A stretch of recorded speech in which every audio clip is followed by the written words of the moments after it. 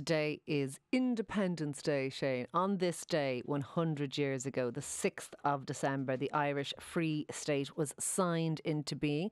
100 years old, a huge amount of change obviously has occurred over that century in the country. We're quite different people in many ways, but the world has changed, not just Ireland has changed.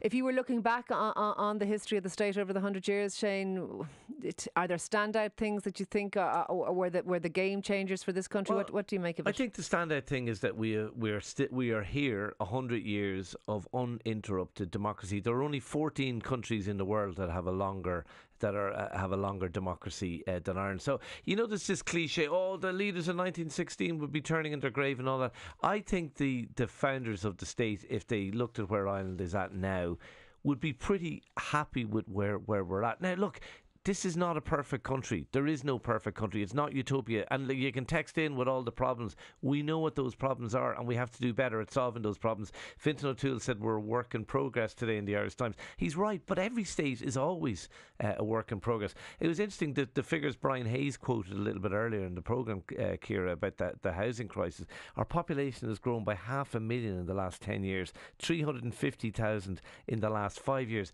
People are voting with their feet that this is actually a good country to live in. Now, that is causing lots of pressures, and we need to tackle them. We need to be better at tackling them.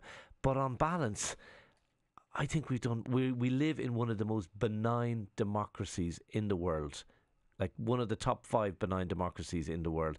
I think we're blessed to do so. We're also a tiny country that is actually relatively wealthy when you look at the rankings of countries in the world that punches above our weight in terms of influence in places like America and throughout Europe.